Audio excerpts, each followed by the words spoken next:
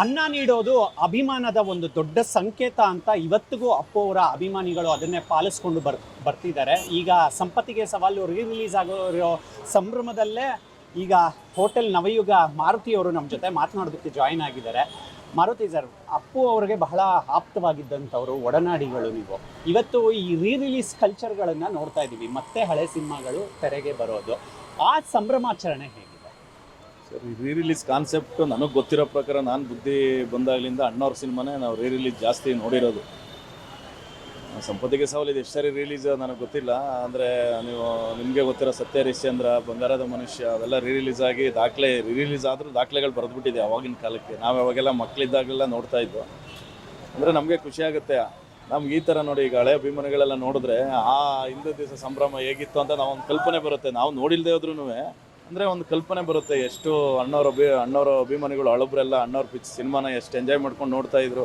ಈಗ ಕೇಳ್ತಾ ಇದ್ದೆ ನಾನು, ಈ ಸಿನಿಮಾಗಳು ಬಂದಾಗ ಯಾರೋ ಈಗ 74ರಲ್ಲಿ ಈ ಸಿನಿಮಾ ಬಂದಾಗ ಸರ್, ನಾವು 3 ದಿವಸ ಮುಂಚೆ ಕ್ಯೂನಲ್ಲಿ ನಿಂತ್ಕೊಂಡು ಪೊಲೀಸ್ನವ್ರ ಕೈಲಿ ಒಳದೇ ತಿನ್ಕೊಂಡು ಟಿಕೆಟ್ ಸಿಗ್ತಾನೆ ಹಂಗೆ ವಾಪಸ್ ಹೋಗಿದ್ದು ಅಂತ ನೋಡಿ. ಅದೆಲ್ಲ ಅಭಿಮಾನ ನಿಜವಾಗ್ಲೂ ನಾವು ನತದೃಷ್ಟ ಅಷ್ಟೇ. ಆ ಕಾಲದ ನಾವು ಇರಲಿಲ್ವಲ್ಲ ಆ ಸಂಭ್ರಮಾಚರಣೆ ನೋಡೋಕ್ಕೆ. ಅಣ್ಣವ್ರ ಸಿನಿಮಾ ಹೆಂಗಿತ್ತು ರಿಲೀಸ್ ಆಗೋಕ್ಕೆ ಎಲ್ಲ ಮೊನ್ನೆ ಹೋದವರ ಶಂಕರ್ ಬಿದ್ರಿ ಸರ್ ಒಂದು ಯಾವುದೋ ಒಂದು ಇದರಲ್ಲಿ ಇಂಟರ್ವ್ಯೂ ಹೇಳ್ತಾ ಇದ್ರು, ಸರ್ ನಮಗೆ ರಾಜ್ಕುಮಾರ್ ಸಿನಿಮಾ ರಿಲೀಸ್ ಅಂತ ಅನೌನ್ಸ್ ಆದಾಗಲಿಂದ ಆಗ ಟೆನ್ಷನ್ ಸ್ಟಾರ್ಟ್ ಆಗ್ತಿತ್ತು ಅಂತಂದರೆ, ಅಂದರೆ ಪೊಲೀಸ್ ಡಿಪಾರ್ಟ್ಮೆಂಟ್ಗೆ ಅಭಿಮಾನಿಗಳು ಕಂಟ್ರೋಲ್ ಮಾಡೋಕ್ಕಾಗಲ್ಲ ಅದೊಂದು ಟೆನ್ಷನ್ ಇತ್ತು. ಇನ್ನು ಬೇರೆಲ್ಲ ನಾವು ಈಸಿಯಾಗಿ ಮೇಂಟೈನ್ ಮಾಡಿಬಿಡವು ಅಂತ ಅಂಥವ್ರ ಬೈಲ್ ಅಂತ ಮಾತು ಬಂದಾಗ ಅಭಿಮಾನ ಎಷ್ಟು ಕಿತ್ತು ಅಂತ ನಾವು ಇಮ್ಯಾಜಿನ್ ಮಾಡ್ಕೋಬೇಕಾಗುತ್ತೆ.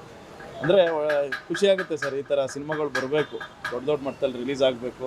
ಅಭಿಮಾನಿಗಳ ನೋಡಿ ನಾವೆಲ್ಲ ಹಳಬ್ರ ಅಭಿಮಾನಿಗಳೆಲ್ಲ ಭೇಟಿ ಮಾಡೋವಂಥ ಅವಕಾಶ ಸಿಗುತ್ತೆ, ಎಂಜಾಯ್ ಮಾಡೋವಂಥ ಅವಕಾಶ ಸಿಗುತ್ತೆ. ಅವ್ರ ಹಿಂದೆ ಅಣ್ಣವ್ರ ಸಿನಿಮಾ ರಿಲೀಸ್ ಆದ ಟೈಮಲ್ಲಿ ಯಾವ ಥರ ಸೆಲೆಬ್ರೇಷನ್ ಮಾಡ್ತಾಯಿದ್ರು ಅದು ಕೇಳ್ತಾ ಇದ್ರೆ ನಮಗೆ ಖುಷಿ ಆಗುತ್ತೆ. ನಾವು ಈಗ ಬರ್ತಿರೋ ಸಿನಿಮಾಗಳನ್ನು ನೋಡ್ತೀವಿ, ದಶಕದಿಂದ ದಶಕಕ್ಕೆ ಸಿನಿಮಾ ವ್ಯೂಯಿಂಗು ಚೇಂಜ್ ಆಗ್ತಾ ಹೋಗುತ್ತೆ. ಬೇರೆ ಬೇರೆ ಕ್ರಿಯೇಟರ್ಗಳು, ಡೈರೆಕ್ಟರ್ಗಳು ಬರ್ತಾರೆ. ಅಣ್ಣವರ ಸಿನಿಮಾಗಳಲ್ಲಿ ಯಾವಾಗಲೂ ಒಂದು ಸಾಮಾಜಿಕ ಮೌಲ್ಯಗಳಿತ್ತು, ಅದರಿಂದ ಕಲಿಯೋದು ಏನೋ ಒಂದಷ್ಟು ಅಂಶಗಳು ಸಿಗ್ತಾ ಇತ್ತು. ಆ ಮೌಲ್ಯಗಳನ್ನ ಮಿಸ್ ಮಾಡ್ಕೊಳ್ತಾ ಇದ್ದೀರಾ ಈಗ ನೀವು? ಖಂಡಿತ ಸರ್, ಯಾಕೆಂದರೆ ಈಗ ಒಂದು ಎಜುಕೇಷನ್ ಬೇಕು ಅಂತಾರೆ, ಅದೇ ಸಮಾಜದಲ್ಲಿ ಆಗೋ ಹೋಗೋಗಳನ್ನ ಅರಿತ್ಕೋಬೇಕು ಅಂದರೆ ಒಂದು ವಿದ್ಯಾಭ್ಯಾಸ ಬೇಕು ಅಂತಾರೆ. ಏನಿಲ್ಲ, ನಮ್ಮದೆಲ್ಲ ನಾವು ಅಣ್ಣವ್ರ ಸಿನಿಮಾ ನೋಡೇ ನಾವು ಇವತ್ತು ಮೌಲ್ಯಗಳೆಲ್ಲ ನಾವು ತಿಳ್ಕೊಂಡಿದ್ದು. ನಮಗೇನು ಗೊತ್ತಿರಲಿಲ್ಲ ಅಣ್ಣವ್ರ ಸಿನಿಮಾಗ ನಾವು ಹೆಚ್ಚು ಕಡಿಮೆ ಸಂಪತ್ತಿಗೆ ಸವಾಲು ನಮಗೆ ಚಿಕ್ಕದ್ರಲ್ಲಿದ್ದಾಗ ಟಿ ವಿಲಿ ನೋಡಿದಾಗ ನಮ್ಮೊಳಗೆ ಆವರಿಸ್ಕೊಂಬಿಟ್ಟಿದ್ರು ಅಣ್ಣವರು. ದೊಡ್ಡವ್ರಿಗೆ ಹೆಂಗೆ ಗೌರವ ಕೊಡಬೇಕು, ತಂದೆ ತಾಯಿಗೆ ಹೆಂಗೆ ಕಾಣಬೇಕು, ಗುರು ಹಿರಿಯರಿಗೆ ನಂಗೆ ನಾವು ಗೌರವಿಸ್ಬೇಕು ಅನ್ನೋದು ಅಣ್ಣವ್ರು ನೋಡೇ ನಾವು ಕಲ್ತ್ಕೊಂಡಿದ್ದು. ನಾವು ಊಟಕ್ಕೆ ಬೆಲೆ ಕೊಡಬೇಕು ಅಂದರೂ ಅಣ್ಣವ್ರ ಸಿನಿಮಾ ನೋಡೇ ನಾವು ಕಲ್ತ್ಕೊಂಡಿದ್ದು. ಯಾಕೆಂದರೆ ಅವ್ರಿಗೆಲ್ಲ ನಾವು ಊಟ ತೊಗೊಂಡೋಗಿ ನಾವೇ ಕೈಯಾರ ಬಿಡಿಸ್ಬೇಕಾರೆ ಅವ್ರು ಊಟ ಮಾಡ್ತಿದ್ದು ನೋಡ್ತಿದ್ದು, ಶೈಲಿಗಳು, ಅವರು ಊಟಕ್ಕೆ ಕೊಡ್ತಿದ್ದು ಬೆಲೆ, ಒಂದು ಅಗಳು ಬಿಡ್ದಂಗೆ ಅವ್ರು ತಿಂತಾ ಇದ್ದಿದ್ದು, ಅವೆಲ್ಲ ನೋಡಿದಾಗ ನಮಗೆ ಅದು ಆಟೋಮೆಟಿಕ್ ಬಂದ್ಬಿಡುತ್ತೆ ಸರ್. ಯಾರು ಹೇಳ್ಕೊಡೋದು ಬೇಕಿಲ್ಲ. ಅಣ್ಣವ್ರ ಸಿನಿಮಾಗಳು ನೋಡಿಬಿಟ್ರೆ ಸಮಾಜದ ಮೌಲ್ಯಗಳೇನು, ಯಾರ್ಯಾರಿಗೆ ನಾವು ಸಮಾಜದಲ್ಲಿ ಹೆಂಗೆ ಮಕ್ಕಳನ್ನ ಬೆಳೆಸಬೇಕು, ಯಾವ ತಂದೆ ತಾಯಿ ಯಾವ ಥರ ಕಾಣಬೇಕು, ಗುರು ಹಿರಿಯರನ್ನ ಯಾವ ಥರ ಕಾಣಬೇಕು ಅಂತ ಅಣ್ಣವ್ರ ಸಿನಿಮಾ ನೋಡಿದ್ರೆ ಸಾಕು, ನಾವು ತಿಳ್ಕೊಂಬಿಡ್ತೀವಿ. ಯಾರು ಹೇಳೋದು ಬೇಕಾಗಿಲ್ಲ, ಅಣ್ಣವ್ರ ಸಿನಿಮಾ ನೋಡಿದ್ರೆ ಸಾಕು.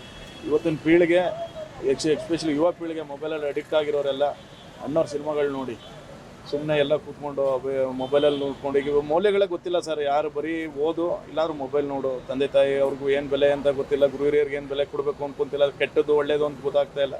ಸಮಾಜ ಹಾಳಾಗ್ಬಿಟ್ಟಿದೆ. ಆ ಕಾಲದಲ್ಲಿ ಎಷ್ಟೋ ಚೆನ್ನಾಗಿತ್ತು. ಅದಕ್ಕೆ ಯುವ ಪೀಳಿಗೆಲ್ಲ ಈ ಥರದಲ್ಲೆಲ್ಲ ಬಂದು ಅಣ್ಣವ್ರ ಸಿನಿಮಾಗಳು ನೋಡಲಿ ಅಂತ ನಾನು ಎಲ್ಲರಿಗೂ ಬೇಡ್ಕೊಂತೀನಿ. ಕೊನೆಯದಾಗಿ ಒಂದು ಕಡೆ ಫೇಸ್ಬುಕ್ಕಲ್ಲಿ ಬರೆದುಕೊಂಡಿದ್ರಿ, ಅದು ಈಗ ನೆನಪಾಯಿತು ನನಗೆ, ಪವರ್ ಸ್ಟಾರ್ ಇಲ್ಲದ ಕನ್ನಡ ಚಿತ್ರರಂಗ ಪವರ್ ಕಳ್ಕೊಂಡಿದೆ ಅಂತ. ಪುನೀತ್ ರಾಜ್ಕುಮಾರ್ ಅವ್ರಿಗೆ ಫ್ಯಾಮಿಲಿ ಆಡಿಯನ್ಸ್ ಎಷ್ಟು ದೊಡ್ಡದಾಗಿ ಇತ್ತು ಅಂತ ನಾವೆಲ್ಲರೂ ಕೂಡ ನೋಡಿದ್ದೀವಿ, ಸಂಭ್ರಮಿಸಿದ್ದೀವಿ. ಪುನೀತ್ ರಾಜ್ಕುಮಾರ್ ಇಲ್ಲದ ಚಿತ್ರರಂಗ ನಿಮ್ಮ ಕಣ್ಣಿಗೆ ಹೇಗೆ ಕಾಣಿಸ್ತಾ ಇದೆ ಈಗ?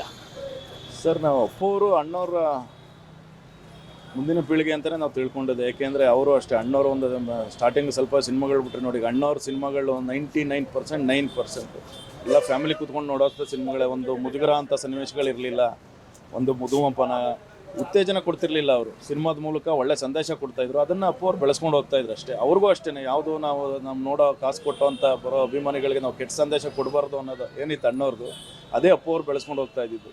ಅದೇ ಅವತ್ತೇ ಹೇಳ್ದಂಗೆ ಅಪ್ಪು ಅವ್ರು ಹೋದ್ಮೇಲೆ ಕನ್ನಡ ಚಿತ್ರರಂಗ ನೀವೇ ನೋಡ್ತಾ ಇದ್ರಲ್ಲಿ ಯಾವ ಪರಿಸ್ಥಿತಿ ತಲುಪಿಬಿಟ್ಟಿದೆ ಅಂತ. ಯಾವ ಸಿನಿಮಾಗಳು ಹೋಗ್ತಾ ಇಲ್ಲ, ಸುಮ್ಮನೆ 16 ಸಿನಿಮಾಗಳು ರಿಲೀಸ್ ಆಗ್ತಾ ಇದೆ. ಒಂದು 100 ಸಿನಿಮಾ ಒಂದು ಸಿನಿಮಾ ಗೆಲ್ಲೋದು ಕಷ್ಟ ಆಗ್ಬಿಟ್ಟಿದೆ. ಅಂದರೆ ಏನಾಗಿದೆ ಅನ್ನೋದು ಗೊತ್ತಿಲ್ಲ. ಆದರೆ ಅಪ್ಪು ಅವರ ಹೋದಾಗ್ಲಿಂದ ಕನ್ನಡ ಚಿತ್ರರಂಗ ಒಂದು ಸೊಬಗನ್ನ ಅವರೇ ತೊಗೊಂಡೋಗ್ಬಿಟ್ರೇನೋ ಅನ್ನಿಸ್ತದೆ, ಬೇಜಾರಾಗುತ್ತೆ. ಇವಿಷ್ಟು ಪುನೀತ್ ರಾಜ್ಕುಮಾರ್ ಅವರ ಒಡನಾಡಿ ಮಾರುತಿಯವರ ಮಾತು. ಕ್ಯಾಮ್ರಾ ಪರ್ಸನ್ ಪವನ್ ಜೊತೆ ಮಾವಳಿ ಕಾರ್ತಿಕ್, ಕರ್ನಾಟಕ ನ್ಯೂಸ್ ಬೀಟ್.